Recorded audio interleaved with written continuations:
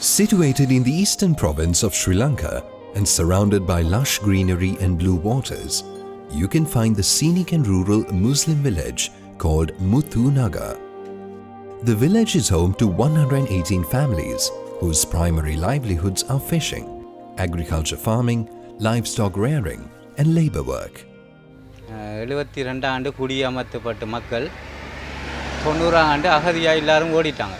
குழப்பத்தில் இப்படி கரைச்சி ஓடி போய்த்து கிடந்தோம். 2 நாள் கூடி சாப்பாடு இல்லாமல் கிடந்து அப்படியே நடந்து அங்கால தமிழ்நாட்டுப்பட்டையில் அங்கால போய்த்து கிடந்து 2006 குடியேற்றி அவங்க குடியேற்றினே மட்டும்தான் எந்த விதமான உதவியா இதா எங்களுக்கு எதுவுமே ஒரு தருமே செய்ய வர இல்லை. In order to manage their daily expenses and feed their families, the people of Muthunagar, faced with hardship and hunger, struggle with low-paying jobs and livelihoods. Unable to handle the cost of living and daily expenses due to the low incomes of the breadwinners of the families, both the men and women of Muthunagar work equally hard to make ends meet. Groups of women travel many miles to the coastal side to collect shellfish like oysters and clams and return to the village to sell them. Despite engaging in this livelihood with their best efforts and overcoming many obstacles, these women continue to earn only a meager income. நாங்கள் 1.5 mile தூரம் நடையில் வரணும் மட்டிக்கு. அதை எடுத்துகிட்டு பகல் முழுக்க கஷ்டப்பட்டா தான் எங்களுக்கு 300 ரூபா. ஒரு சுண்டை எடுத்தால் 100 ரூபா வரும். அதை கொண்டு இப்போ இன்றைக்கு கொண்டு பின்னேரமாய் காலையில் உடைச்சி அப்போ மத்தியானத்தில் அதை அனுப்புவாங்க. அதை கொண்டு வெளியாக்களுக்கு கொடுத்தா அது பின்னேற செலவுக்கே போயிடுது. நான் காலையில் 6 மணி 7 மணிக்கு வருவோம். இரவு 6 மணியாகவும் பெய்துடும். சில டைமில் வெள்ளங்கேறினா அதுவும் இல்லாமல் திரும்பியும் பெய்துருவோம். நாங்கள் அவங்க போய்த்து கடல் வெளியே அதை கழிஞ்சிட்டு வந்தால் தான் அவங்களுக்கு சாப்பாடு, இல்லாட்டி சாப்பாடு இல்லை. என்னோட பிள்ளைய படிக்க வைக்கிறோம்னாலும் ஒரு கொப்பி வாங்கி கொடுக்குறோன்னா நாங்கள் கடலுக்கு போகணும்.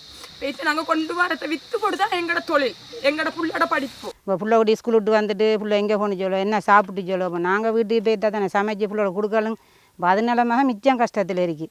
எத்தனை மக்கள் இந்த கடல் தொழிலை நம்பி செவிச்சிட்டு சொல்லி எங்களுக்கு எந்த தொழில் எங்களுக்கு உங்களுக்கு எது சரி ஒரு தொழில் முயற்சி செஞ்சீங்கன்னு சொன்னால் உங்களுக்கு பெரிய ஒரு நன்மை கிடைச்சி. உங்களுக்கு செய்கிறோங்க, அது தரோம்மா, தண்ணி தரோம்மா, நாளைக்கு உதவி செய்கிறோம்மா, இன்றைக்கு தரோம்மா, உங்களுக்கு நீங்கள் பயப்படுவாங்கன்னு சொல்கிறாங்க தான். ஆனால் எந்த செஞ்ச காரணமும் இல்லை. Another segment of women in Muthunagar are working in garment factories, usually found in the areas at the border of the village, and are working in these establishments for a very low wage.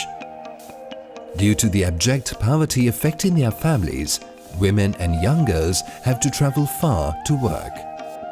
However, they endure many challenges because they are unable to afford transport and have mounting concerns of the safety of their children, whom they have to leave behind in order to work. ஒரு குடும்ப பெண் 2 பிள்ளைகள் இருந்தால் அவங்க கட்டாயமாக வீட்டில் தாங்க இருக்கணும். வீட்டில் இருந்தால் தான் பிள்ளைகளை பார்த்து கொள்ளையிலும். பிள்ளைகளுக்கு இப்போ 3.5 வயசாக போயிட்டு அவங்களுக்கு படிக்கிற வயசு, நேசரிக்கு கூட்டி போகணும். அதால் நான் என்ன செய்வேன், காலையில் அம்மாட்ட விட்டுட்டு வேலைக்கு போயிடுவேன். வேலைக்கு போனேன்டா என்னால் பிள்ளைகளை பார்க்கலாம். சந்தையிலேருந்து நடந்து வரத்துக்கே இது நேரமாகிடும். 4:30 போயிடும் வீட்டை வந்தால். 4:30 போனால் பிள்ளைகளோட உடுப்பு கழுவணும். பிள்ளைகளுக்கு எவ்வளோ வேலை இருக்குது அதெல்லாம் அடிப்படையாக செஞ்சு முடித்தா பிள்ளைகளோட பேசையோ கொஞ்சம் பேசையோ அவங்களுக்குன்னு ஒரு டைம் ஒதுக்கி படித்து கொடுக்குறதுக்கு எங்களுக்கு டைம் இல்லை. 5 மணிக்கு ஒளிம்பி மைனி ஸ்கூலுக்கு அனுப்பி எல்லாம் செஞ்சுட்டு நான் சமைச்சு வச்சுட்டு போனால் அவள் சாப்பாட்டை கொடுத்து பிள்ளைகளை படுக்க வச்சு அவள் டைமுக்கு ஸ்கூலுக்கு அனுப்புவாள். அது எப்படியும் இன்னும் ஒருத்தர் எனக்கு கொடுத்து பட்டு போக இல்லாத என்ற பிள்ளையை நான் தான் பார்க்கணும். அதனால் எனக்கு இப்போ பிள்ளைகள் என்ற பிள்ளைகள் எனக்கு நான் பசியில் இருந்துருவேன். என் சின்ன பிள்ளைகள் 2 பேர் இருக்காங்க. அவங்க இருப்பாங்களா? அப்படி பசியில் இருக்க மாட்டாங்களே. அவங்களுக்கு பால்லாம் வாங்கணும். ஹஸ்பண்ட் வேறு போயிட்டாரை விட்டுட்டு நான் உழைச்சா தான் அவங்களுக்கு சாப்பாடு, ஒரு நேரம் சாப்பாடு கிடைக்கும். பாப்பா இல்லை, பாப்பா சரி நம்பி இருக்கலாம், பாப்பாவும் இல்லை எனக்கு. நான் இந்த தொழிலை தான் நம்பி இருக்கேன்.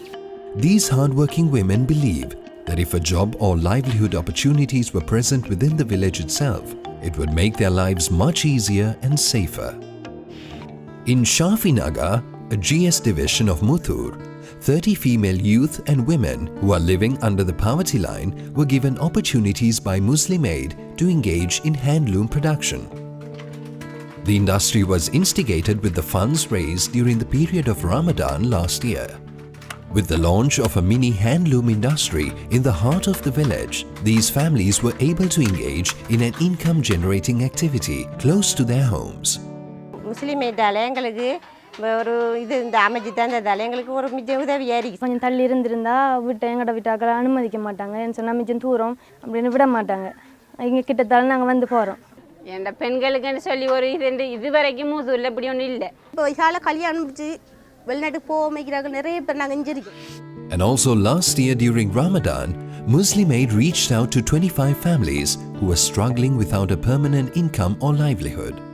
They were each provided one variety of stud and 9 numbers of female goats. With their livestock rearing experience, the farmers are able to breed a new generation of more weighted goats with the ones provided. And by selling these high variety category of goats, they are able to generate a good and sufficient income. பொட்டைக்குட்டி 7 வருது, கிடா 3 வந்தால் அந்த 3 கிடாவையும் நாங்கள் விற்று அதை நாங்கள் ஒரு நேரத்தில் இப்படியும் செய்யலாம். காலைக்கு எதுவும் பிரச்சனை இருந்தால் அதை நாங்கள் அதையும் செய்யலாம். வீட்டு செலவுக்கு எடுத்துக்கலாம். பாமாடு இருந்துச்சா பாமாடுக்கு குட்டி போடும்னா அது இனம் பெரும்பும்னா அது இந்த நாட்டு ஆட்டோட வேணால் அது கிலோ 1000 ரூபா. முஸ்லீம் மேட் நிறுவனத்தால் 2 மாடுகள் என்னை தந்தாங்க. அது என்கிட்ட கிட்டத்தட்ட 2-2.5 மாதத்தால் கண்டு போட்டுச்சு. இப்போ நான் அதில் இருந்து பால் எடுத்துக்கொண்டு இருக்கேன்.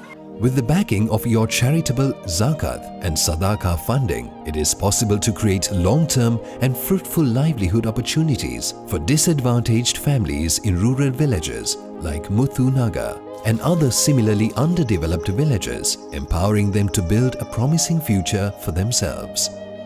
எங்களோட கிராமத்தில் இப்படி ஒரு வேலை இருந்தால் பக்கத்துலேயே போயிட்டு எங்களோட வீட்டோடைய முடிஞ்சிடும். எங்களோட பெண்கள் சிறு கைத்தொழில் சரி எங்களோட கிராமத்தில் அமைச்சு தரத்துக்கு யாரும் இல்லை. அப்படி ஒன்று அமைதும் இல்லை எங்களுக்கு. அப்படி அமைஞ்சால் மிச்சம் லேசாக இருக்கும் எங்களுக்கு. நஞ்சு இருந்து இந்த பிள்ளைகளோட இருந்து நான் செய்யணும். எனக்கு அதான் வேணும். 10 கோழி இருந்தாலும் பரவாயில்ல, கோழி வளர்ப்புக்கா ஆடு வளர்ப்புக்கா எல்லாத்துக்கும் வசதி கொஞ்சம் உதவி செஞ்சீங்கன்னு சொன்னால் எங்களுக்கு வீட்டில் வச்சு மாதிரி செஞ்சு ஒரு எதை சரி ஒரு தொழிலை ஏற்படுத்தி செஞ்சிங்கன்னா நாங்கள் எங்களோட வீட்டில் ஃபுல்லாக கூட்டி வச்சுக்கிட்டு தொழிலை செஞ்சு நாங்கள் இருப்போம். நான் பொய்யே சொல்லி வாங்க வேண்டிய அவசியமும் இல்லை, கத்துறேன் அப்படின்னு சொல்லி என்னோட மனசில் உள்ள கவலையை தான் நான் உங்ககிட்ட சொல்கிறேன். ஏன்டா என்ன பிள்ளை நியாயமான பிள்ளை ஒழிக்குது, எனக்கு உதவி கிடைக்க மாட்டோம்னா அந்த மாப்பிள்ளை இல்லாதவங்களை பார்த்து உதவி செஞ்சாலும் எல்லாம் நன்மையாக தருவான். பிரச்சனைகள் ஏராளம் இருக்கு இருந்ததுக்கு நீ அல்லாஹ் தான் நல்ல ஈமான தரணும். ஊழலுக்கும் என்ன சொல்கிறீங்க எல்லாம் மேலும் மேலும் பலகத்தை வைக்கணும். உதவி செய்யக்கூடிய வாக்கியத்தை அல்லாஹ் இருக்கும். Let's join hands this Ramadan and take responsibility to distribute our zakat and sadaqah in a manner that will empower and liberate the poor. Muslim Aid Sri Lanka, we know I've been working with them for a long time. As a person, they consult us in many projects, and one of their important projects is livelihood development. They go to different villages, they select, they have a proper study, and they go through every single individual's report and see what do they need. They just don't give charity, they try to help them and see their knowledge and skill and assist them, help them, and that charity eventually makes them independent. Eventually they start giving out. So I encourage all of you in this Ramadan, the month of charity, the month of spirituality, the month where you connect and you rectify your relationship with Almighty, you have to rectify your relationship with your fellow human being. During this blessed month, let us help them achieve financial independence and a better quality of life.